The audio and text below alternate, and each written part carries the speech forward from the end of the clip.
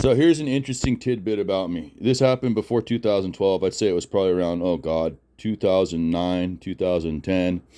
I was left with a situation where I was helping as an apprentice manage a business to learn how to make it run. And so I had to figure out how to advertise because the owner didn't want to pay for advertisement. I had to figure out how to do it online. And everyone knows what Alexa is, right? It's the name of, what is it? I think it's Amazon's AI. But before Alexa was Alexa for Amazon, it used to be a website, and what it did is it measured the amount of views or hits that each website had over the internet, and it showed you which websites had the most hits in order from 1 to like 10,000 or more. And so what I did is I manually went through that website page by page and looked at the top views, top websites, and it was like, Yahoo, Google, because obviously when you open those up, it counts as a hit, those search engines. But I remember in the top 100, there are like a bunch of different porn sites, like ones that people would commonly recognize because of advertisements and stuff like that. And nowadays, after the pandemic, we've got companies that do counseling to prevent you from looking at that stuff. Now it's become such an epidemic, and there's things like the Lonely Fans, I think they call it Lonely Fans. There's a Lonely Fans website. I've never opened that up to look at it, but evidently there's stuff going on there too. So that's probably considered under that category, and some of the content creators do. And so this was before 2012. This is 2008, 2009. And so what I had done is I figured out how back then the search engine Google and they called like the web crawlers is like a spider bot that would do web crawling and look for specific code.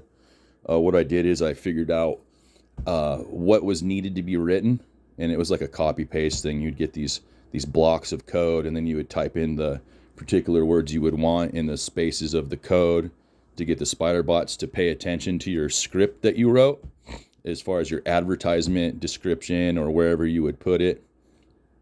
And so that was like kind of a copy paste thing. But furthermore, I did all this on dial-up. Like I built the website on dial-up. I did all the advertisement on dial-up. It took me like a month. And we're talking like the noises that a fax machine used to make, kind of dial-up for the modem of internet. Yeah, that's what I did this on. We ended up on the first page of Google after it was all said and done, and it's still on the web. You can still look up the company name to this day, and it pops up on the first page of Google. And so it's something that never left the internet. It's been up for, God, I think the company got shut down 12 years ago. But yeah, as an apprentice, I was learning how to do online advertisements back then. The websites crawl, or what's it called? The internet search engines crawl websites a little bit differently. Now they changed the code. And so that this particular texting script block that I had found online and modified by replacing specific words no longer functions in the same way. But yeah, that was something that I had learned, that I just heard that 1 in 4 searches on the internet now is for pornography, which is absolutely insane to me. Back then in 2008, 2009 on Alexa.com, which I'm coming back around to, Alexa.com was that website that's got the number of searches and the most from 1 to 10,000 or whatever. It'd tell you which websites had the most activity. I remember looking in the top 100, and it was like five known websites for pornography that the names were what you would call fairly familiar, like ones that came out of like whatever Hollywood or Southern California area. And then there's all the other ones that were like probably unknown to Americans that came from foreign countries all over the place. And I remember recently Ukraine was trying to open up and legalize pornography in their country. Congress wanted to pass a bill to do that, and it's like, no, that's wrong.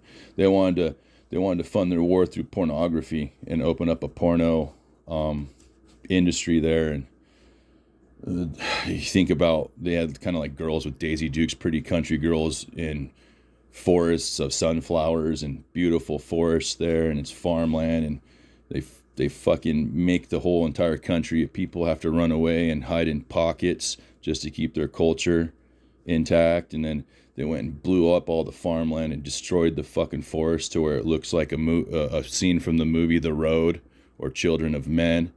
And then they proceeded to fucking kill each other all over the place and leave dead bodies everywhere. And then they had the audacity to ask for mineral rights to dig into the fucking ground there to pull the rare minerals out.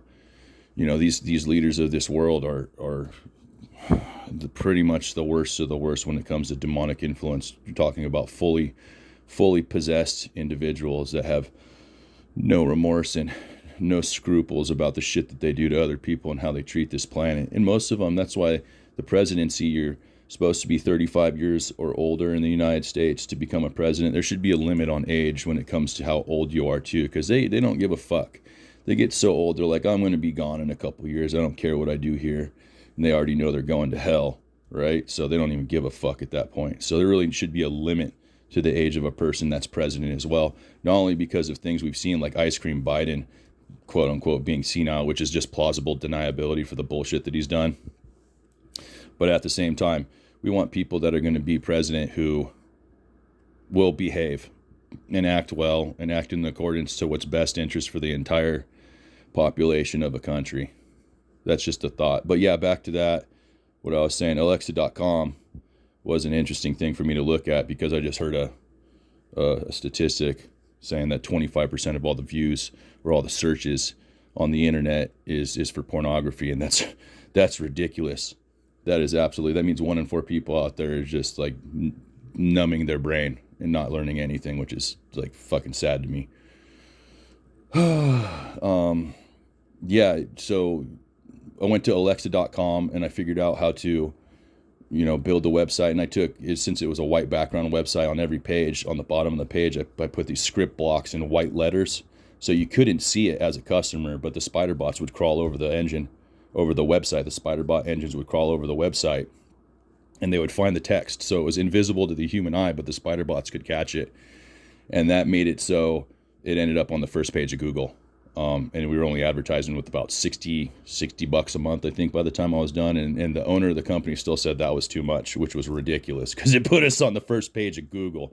Nowadays, you'd be lucky to find someone that'll do that for like what most people will pay rent if they're sharing an apartment with someone. It's like $300 to $500 for a mediary to start putting your company on the internet to increase your viewership as far as how far you show up on what page of Google.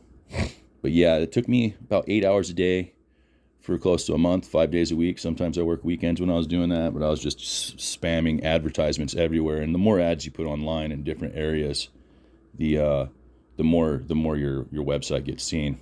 But I was just looking at something, and it reminded me back in the day, at 2008, 2009, how many websites out of the top 100 most views we had were actually pornography sites. And I'm looking at it now. It must be insane. Alexa.com, you can't even look at it anymore. It's no longer a website that does that service anymore, that shows you the amount of hits and who the top websites are. But back then it was like eBay was one of them. Craigslist was one of them. Those were like top 10 websites. I don't know what they are now. But it's just kind of a memory back in the day, something that I had done. I had built a website on dial-up, which was ridiculous because of how long it'd take to load up the stuff that I would load. Sometimes I'd have to like just hit the send button and like walk away from the computer for like 15 minutes for it to actually load and complete its task. And that was when I was building the website. It was much quicker when I was doing actual advertisements online, going from website to website. That was more of a rapid fire cut, paste, and copy the same ad over and over again with the same script. But yeah, that's what something that I had done a long time ago. I'd gotten a business on the first page of Google, advertising on dial-up internet. So that people ask, like, how did I become so intelligent or whatever, or how do I know what I know? It's because I've had a lot of trial and errors of things I've had to do, and a lot of difficulties in life that most people would never even have to experience. I had to fight with the owner of that company at the same time too, trying to explain to him that you can't advertise for free on the internet and expect to get views, right? So I managed to do it for about $60 a month for him out of his pocket, and I was just working as an apprentice at the time, figuring out how things worked. Yeah, so it's an old memory, but it's also you would say one of my earliest accomplishments back in the day, and I'm still proud of it. That website is no longer available, but the advertisements that are there, if you type in the company name, will still show up on the first page of Google. So the website was shut down, I think, like 12 or 13 years ago or something like that. It is still on the first page of Google if you type in the company name. So, yeah, I evidently did something right there, and I've always kind of been ahead of the game on trying to how to figure this stuff out. When it comes down to something that I put my head into, I figure it out right off the bat and know how to be years ahead of the game.